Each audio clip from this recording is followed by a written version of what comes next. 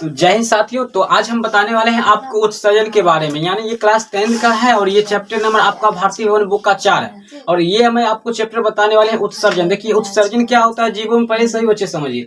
उत्सर्जन का मतलब होता है उठ सर्जन कर। मतलब क्या होता है?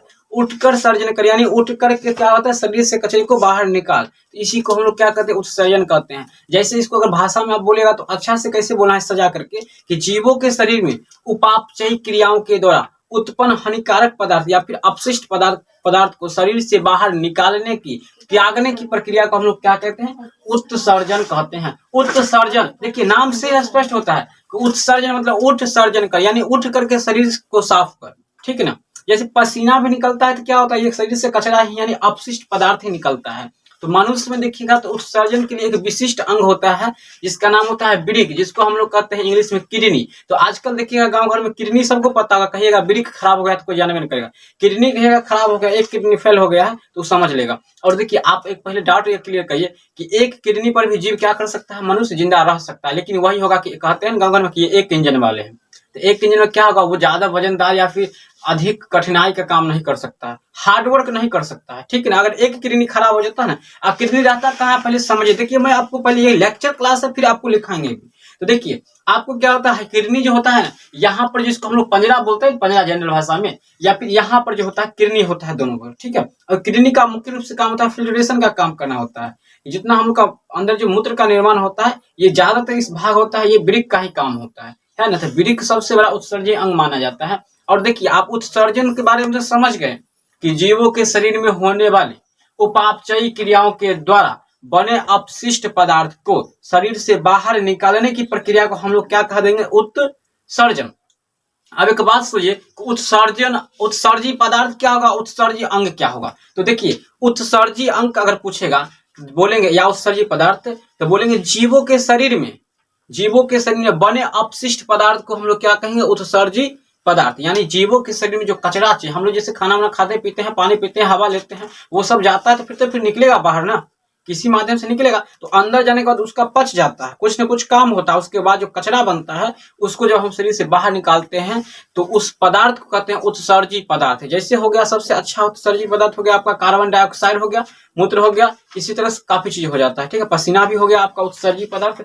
और उत्सर्जी अंग किसको कहते हैं, तो देखिए जिस अंग से हम लोग वो पदार्थ कचरा पदार्थ को निकालेंगे उसको कहेंगे उत्सर्जी अंग। जैसे हो गया वृक्क, एनस, मांस, ये सब से हम क्या करते हैं, उत्सर्जी पदार्थ को बाहर त्यागते हैं। तो ये सब आपका क्या हो गया, उत्सर्जी अंग हो गया है। ये लेक्चर का क्लास है, सिर्फ आप सुनकर याद कीजिए और मैं आपको यकीन दिला दूं कि आप याद कर सकते हैं। अब पहली बात आप सुनिए, लोग कहता है किडनी खराब हो गया। अरे बुढ़वा किडनी कैसे खराब होगा, तुम कहीं कहीं गड़बड़ी क्या होगा तब ना। अब मान लीजिए मोबाइल यहाँ खरीद के लाएगा, बच्चे का धरेगा तो कहीं ना कहीं रिसेट फिसेट मारेगा तब ना खराब होगा। तो किडनी खराब होने का कारण होता है कि आप कभी भी देखिए, ये बात आप यकीन नहीं करेगा लेकिन मानिए, मानना पड़ेगा। हमारा बायोलॉजी यही कहता है। बायोलॉजी तो आपको जानवर कहता है, आदमी को आदमी नहीं कहता। बायोलॉजी की भाषा में देखिएगा तो आपको जानवर कहता है। सही बोलते हैं वो लोग। बायोलॉजी पढ़ेगा तो बायोलॉजी की भाषा हम लोग क्या है, एनिमल, जंतु है। हम लोग जानवर है। आप किसी को कहिएगा कि तुम जानवर है, मार के देगा आपको, क्या कहते हैं, ढोपड़ी झाड़ देगा। कहिएगा तो मानेगा वो, नहीं मानेगा। लेकिन हम लोग तो जानते हैं बायोलॉजी की भाषा में क्या है, एनिमल। आई एम अ जंतु, आई एम अ एनिमल, यानी मैं भी एक क्या हूं, जंतु हूं। जंतु का इंग्लिश क्या होता है, एनिमल होता है। अब जंतु में हम एक मानव है, एक बुद्धिजीवी वर्ग है, एक इंसान है, ये बात होता है। समझ रहे हैं ना, ये चीज होता है। तो किडनी खराब होने का जो मुख्य कारण होता है कि हम लोग देखिए, कारण तो बहुत कुछ होता है। ठीक है ना, कि किडनी खराब होता है। देखिए जनरल भाषा में आपको समझा दें कि नमक अधिक नहीं खाना चाहिए। अब देखिए नमक अधिक नहीं खाएगा तो ऐसा पता चलेगा कि बीपीओ लो हो जाएगा। ठीक है ना, बीपी हाई लो भी होता है।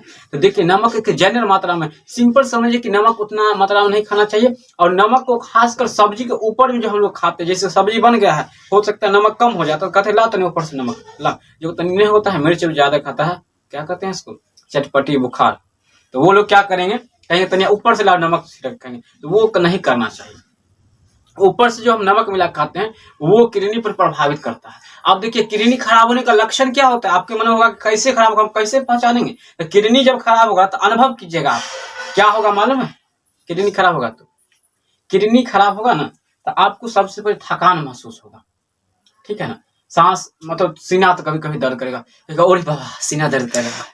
सही बोलते हैं, अरे बाबा सीना दर्द करता है, भूख नहीं लगता है, ये सब हो जाएगा आपको तो समझिएगा कि शायद किडनी खराब हो सकता है। अब ये देखिए अलग वजह से भी हो सकता है, आप हार्डवर्क कीजिएगा उसमें भी आपको सीना दर्द कर सकता है। प्रॉब्लम तो यहाँ ये भी ना है कि कोई काम कीजिएगा उसमें पहचानेगा कि किडनी खराब है। तो सबसे पहले एक ही है कि मूत्र त्याग कम होना, यानी जो है जिस व्यक्ति को अगर किडनी खराब होता है वो पेशाब जहाँ पर उत्सर्जित करेगा यानी जहाँ पर त्यागेगा वहां पर कम मात्रा में होगा, यानी बराबर कम मात्रा में होगा, आप पानी पिएगा उसके बाद ही। तो इसका देखिए ब्रिक का क्योंकि काम ही होता है, क्या होता है मूत्र का निर्माण, वो फिल्ट्रेशन काम करता है। अब उसी जगह पर कम निकलेगा तो इसका मतलब समझिएगा इसका क्या है, किडनी खराब। ये सबसे मुख्य कारण है।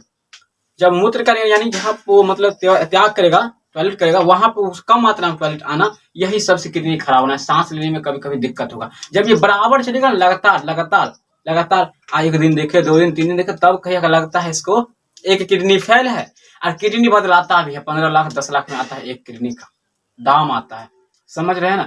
ये तो आपका लेक्चर क्लास था, आप कुछ लिख भी देते हैं, आप समझ भी लीजिए। तो चलिए पहले उत्सर्जन के बारे में देखिए किसे कहते हैं हम लोग, ठीक है ना। ये हम बताना भूल गए कि ये क्या कहते हैं, किडनी का आकार कैसा होता है। किडनी का जो आकार होता है सीम, देखें सीम जो हुक्का पाती खेलते हैं, हुक्का पाती खेलना सीम, सेम जिसको बोलते हैं, जिसका बीज होता है अंदर, बीज उसका तोड़िएगा। ये अब याद रखिएगा, जिससे हुक्का पाती खेलते हैं वो वाला सेम कहते हैं, जिसका फूल को लोग हम लोग सागो बना के खाते हैं।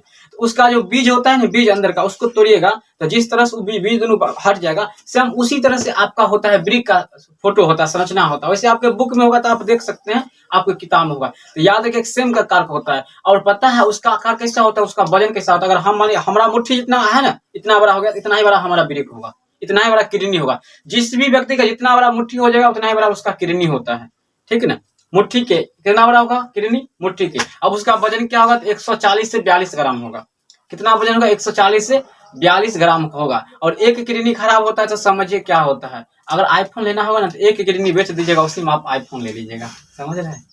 एक ही बार। तो प्रिय छात्रों, जैसे कि हम समझा रहे थे आपको उत्सर्जन के बारे में, उत्सर्जन के बारे में आप काफी चीज समझ सके हैं कि उत्सर्जन कैसे खराब होगा, तो कैसे हम पता कर लेंगे और कैसे खराब ये होता है, ये सारी चीज समझ चुके हैं एक कॉमन सी भाषा में, जनरल सी भाषा में, तो आपको याद हो गया होगा। तो चलिए देखिए यहाँ पे आपको क्या कहता है, यहाँ पे उत्सर्जन आप लिख सकते, देखिए बहुत ही आसान भाषा में कहते हैं, बहुत ही आसान में लिख लीजिए फटाफट या फिर स्क्रीनशॉट। उत्सर्जन जीवों के शरीर में होने वाले उपापचयी क्रियाओं के फलस्वरूप बने उत्सर्जी पदार्थ को शरीर से बाहर निकालने की प्रक्रिया को हम लोग क्या कहते हैं, उत्सर्जन कहते हैं। अब देखिए उत्सर्जी पदार्थ क्या होता है, तो हम पहले समझाए थे आपको लेक्चर में कि वे जीवों के शरीर में बने अपशिष्ट पदार्थ, यानी जो कचरा चीज बचेगा, जो भी चीज उसी शरीर से बाहर जो कचरा चीज होता है, अपशिष्ट पदार्थ होता है, उसी को हम लोग उत्सर्जी पदार्थ कहते हैं। जैसे कि सबसे बड़ा है कार्बन डाइऑक्साइड, जो कि हम लोग हमेशा इस कचरा को बाहर निकालते हैं कि नहीं। देखिए अभी भी जैसे सांस ले रहा है तो फूफा फूफा हो रहा है ना, लेते हैं अंदर ऑक्सीजन को, कार्बन डाइऑक्साइड निकालते हैं, तो हमेशा निकालते रहते हैं। उत्सर्जी के रूप में हम लोग क्या निकालते रहते हैं, हमेशा कार्बन डाइऑक्साइड। उसके बाद भी आपका होता है यूरिक होता है, यानी यूरिया मतलब होता है, यानी मूत्र होता है। ये सारी चीज, बहुत सारी चीज होता है, ये शरीर से क्या करते हैं, उत्सर्जी करते रहते हैं, यानी निकालते रहते हैं। अब जिस अंग से, अब उत्सर्जी पदार्थ को शरीर के जिस अंग से बाहर निकालते हैं, जिस अंग से बाहर निकाला जाता है, लिख दीजिए बाहर अच्छा रहता है, बाहर निकाला जाता है, उससे उत्सर्जी अंग कहते हैं। जैसे देखिए मनुष्य में सबसे बड़ा उत्सर्जी अंग क्या होता है, वृक्क होता है, वृक्क यानी किडनी, उसके बाद मूत्र वाहिनी होता है, मूत्र मार्ग होता है, मूत्राशय होता है, मलद्वार होता है, इत्यादि होता है। तो फटाफट एक बार स्क्रीनशॉट लीजिए, उसके बाद हम समझाएंगे आपको वृक्क के बारे में, जो कि 5 नंबर में पूछा जाता है आपके एग्जाम में वृक्क। चलिए तो आई होप कि आप अगर स्क्रीनशॉट लेना चाहते होंगे तो ले चुके होंगे। तो चलिए हम देखते हैं जंतुओं में कैसे होता है उत्सर्जन। तो वो चीज तो हम समझा चुके, आपको यही सारी बात है, ठीक है। अब डायरेक्ट देखते हैं वृक्क की संरचना। स्टार्ट करें हम अपना। हाँ तो आइए दोस्तों देखिए, आपका यहाँ पर जो है, यहाँ पे मनुष्य में उत्सर्जन कैसे होता है इसके बारे में हम बता रहे हैं। यहाँ पर देखिए मनुष्य में उत्सर्जन कैसे होता है, जितना भी मनुष्य होता है या फिर सीधे कहिए जंतु में, तो जंतु में जंतु के बारे में अगर बात करते हैं तो जंतु में सभी जीव आ जाते हैं, यानी क्या सिर्फ एनिमल में आ जाते हैं। जो जंतु है उसमें कुछ एक कोशिकीय और बहुकोशिकीय दोनों आते हैं। तो जो उच्च श्रेणी के प्राणी होते हैं उसमें तो उत्सर्जन के लिए वृक्क होता है, लेकिन जैसे अमीबा, पैरामीशियम, ये सब जो हो जाता है एक कोशिकीय जंतु होता है, उसमें क्या होगा, उसमें कोई विशेष अंग नहीं रहता है। तो ये सब तो जनरल भाषा जो आपको पढ़ना है, इंपोर्टेंट है, वो है आपका वृक्क की संरचना पढ़ना है, ठीक है, और वृक्क के बारे में पढ़ना है। तो यहाँ पर देखिए आपका है मनुष्य में उत्सर्जन। मनुष्य एवं सभी स्तनधारियों में उत्सर्जन के लिए वृक्क सबसे महत्वपूर्ण अंग होता है। अब देखिए स्तनधारी का मतलब होता है जैसे कि माताएं होती है जिसमें स्तन होते हैं, यानी कि बच्चे के जो स्तनपान करवा पाते हैं वही स्तनधारी होते हैं, ठीक है ना। तो स्तनधारी जितना भी जीव होगा उसमें उत्सर्जन के लिए क्या होगा, सबसे महत्वपूर्ण अंग वृक्क होता है, यानी वृक्क। याद रखिएगा उत्सर्जन के लिए कौन सा अंग है सबसे प्रमुख, तो आपको याद रखना है उत्सर्जन के लिए वृक्क सबसे प्रमुख अंग है। अब है वृक्क की संरचना। देखिए यहाँ पे मनुष्य में एक जोड़ा वृक्क होता है, जिसके हम पहले आपको बताए थे। मनुष्य में कितना जोड़ा वृक्क होता है, किडनी, जिसको हम लोग किडनी ने किडनी कितना होता है, एक जोड़ा होता है, जो कहाँ पे होता है, यहाँ पे होता है ना, यानी जिसको हम लोग पंजरा बोलते हैं, जनरल भाषा पंजरा बोलते हैं लगभग। लेकिन ये पीछे यहाँ पर रहता है, यहाँ पे, ठीक है ना, वो रहता है किडनी। एक जोड़ा होता है जो सेम देखे हैं, सेम जो हुक्का पाती कहते हैं, पहले बताए थे, जिसमें हुक्का पाती कहते हैं उसका बीज निकलेगा, दोनों बीज से हटाएगा तो उसी आकार का होगा। वैसे मैं अभी आपको आकृति बना के बताते हैं, पहले ये समझ लीजिए। सेम के बीज की तरह होता है, इसका रंग गहरे भूरे रंग का होता है, इसका कलर ये होता है गहरे भूरे रंग का होगा। देखिएगा किडनी जैसे मुर्गा का मीट देखिएगा काटेगा ना मुर्गा, तो देखिएगा किडनी जो है गहरे भूरे रंग कत्थक रंग होगा, कत्थक जैसे आप लोग क्या कहते हैं, ये पथरी, जैसे पथरी नहीं, क्या कहते हैं आप लोग जो अलता लगाते हैं, कत्थक कलर का बहुत पसंद होता है लड़की को, सुने कत्थक पसंद के अलता बहुत ज्यादा पसंद होता है, ठीक है। तो वही कत्थक कलर का क्या होता है, किडनी होता है। अगर उसको किडनी भी निकाल के दे दिया जाएगा तो कहेगा अलते हला ही लप से लेते हैं, कत्थक ज्यादा पसंद करता है, यानी लाल होता है। और उसके बाद कहता है इसका वजन लगभग देखिए 142 ग्राम होता है। और वैसे सिंपल है, आप मुट्ठी बांधिए, आपका मुट्ठी जितना बड़ा हो जाएगा उतना ही बड़े आपके अंदर क्या होगा, किडनी होगा। यानी मुट्ठी जितना बड़ा होगा आपका उतना ही बड़ा क्या होगा, आपका किडनी होगा, यानी वृक्क होगा, वृक्क। उसके बाद है अर्थात यह मुट्ठी के बराबर होता है, जो लगभग 10 सेंटीमीटर लंबा होता है।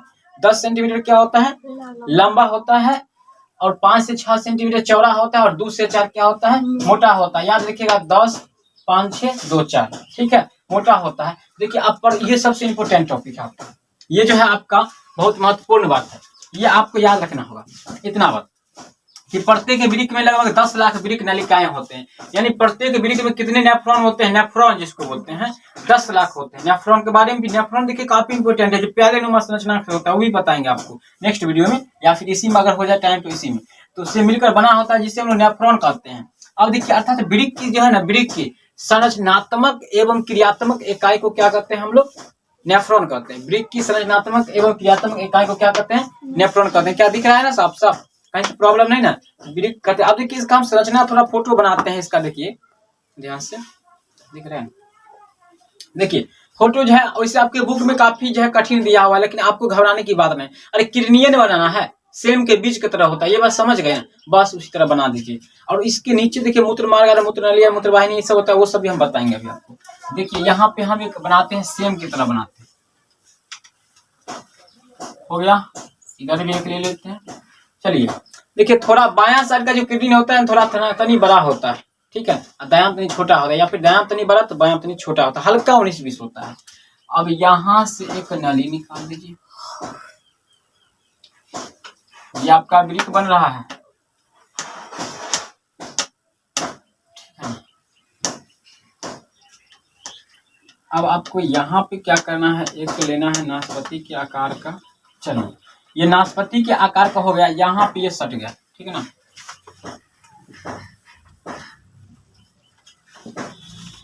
चलिए ये आपका वृक्क बन गया है, बिल्कुल आसान भाषा में, ठीक है ना, आराम से सिंपल सी भाषा में आप बना सकते हैं। इसका नामकरण की बात आता है तो नामकरण भी आप कर सकते हैं। देखिए ये तो सिंपल सी बात है, ये आपका वृक्क है, ठीक है ना, ये वृक्क है।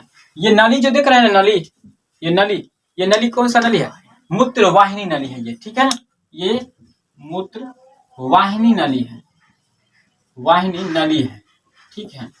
और ये नाशपाती के आकार को जो है इसको हम लोग क्या कहते हैं मालूम है, ये है इसको नाशपाती की जो आकार का इसको हम लोग कहते हैं मूत्राशय कहते हैं, मूत्राशय। यानी यहाँ पे आकर जो है टॉयलेट जो है इकट्ठा होता है, और यहाँ पर जो है ये मूत्र नली है, ठीक है, या फिर मूत्र मार्ग कहते हैं यहाँ पर, ठीक है। ये नाशपाती के आकार का होता है। इसका फिगर आप बना लीजिएगा, चूंकि आपके एग्जाम में ये पूछ देता है कभी कभी 5 नंबर में।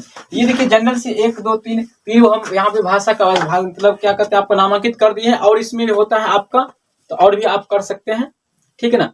तो चलिए खासकर यही आपका इम्पोर्टेंट है, इतना चीज कर लीजिए, इसी के बारे में आप लिख दीजिएगा, आपको 5 नंबर आ जाएगा, ठीक है ना। इस तरह से आप वृक्क भी बना सकते हैं सिंपल सी भाषा में। क्या साफ दिख रहा है ना, अरे पसंद आता है लाइक और क्या कीजिए, सब भाग जाता है देख के। तो देखिए अब आपका जो है यहाँ पे इसमें कुछ बचा हुआ है, संरचना बताया उतना ही नहीं होता है, आगे भी लिखना पड़ता है आपको। देखिए आगे क्या आप लिखिएगा, वृक्क की संरचना में ही लिखना है, वो बात घबराइएगा नहीं। कि कहना है कि आपको प्रत्येक वृक्क से एक मूत्रवाहिनी निकलता है। देख रहे हैं ये वृक्क है, इससे एक मूत्रवाहिनी नली के आकार का निकला है, मूत्रवाहिनी निकलती है जो पीछे की ओर मूत्राशय में खुलता है। जो देखिए इसके पीछे की ओर क्या खुलता है, ये बड़ा सा ये गड्ढा जो है इसलिए मूत्राशय में खुलता है, जो नाशपाती के आकार का होता है, या नाशपाती या फिर प्याज के आकार का होता है, ठीक है ना। नाशपाती या फिर लहसुन देखे लहसुन, वो लहसुन का आकार लग रहा है ना, लहसुन के आकार के। ये मूत्राशय का आकार जो होता है नाशपाती के आकार की होती है, तथा मूत्राशय के पिछले भाग यानी देखिए इसके पिछले भाग जो होता है, यानी ये आपका मूत्र मार्ग होता है, जहां से क्या करते हैं मूत्र मार्ग में खुलता है, जिससे मूत्र मार्ग कहते हैं। मूत्र मार्ग से क्या होता है, टॉयलेट का क्या होता है, समय समय पर निष्कासित हो, यानी समय समय पर उसको त्याग करते हैं, ठीक है। मूत्र मार्ग से ही मूत्र त्याग समय समय पर होते रहता है, तो ये होता है। उसके बाद आपका इम्पोर्टेंट है ये वृक्क का कार्य, ठीक है, वर्ग। क्या करना है, ये रक्त को क्या करता है, छानकर शुद्ध बनाता है। वृक्क का जो प्रमुख कार्य होता है रक्त को छानकर शुद्ध बनाना, अनावश्यक एवं हानिकारक पदार्थ को मूत्र यानी टॉयलेट के साथ शरीर से बाहर निकालने का काम, इसका मुख्य कार्य ये होता है। तो चलिए इसका स्क्रीनशॉट एक ले सकते हैं, काफी आसान है। और इसके अगले वीडियो में हम आपको बताएंगे नेफ्रॉन की संरचना के बारे में, जो कि 5 नंबर में इंपोर्टेंट है, समझ लो 5 नंबर में इंपोर्टेंट है। तो चलिए यहीं तक रहने देते हैं आज की वीडियो में, मिलते हैं फिर से नेक्स्ट वीडियो। तब तक इस वीडियो को बहुत बहुत धन्यवाद पूरा देखने के लिए।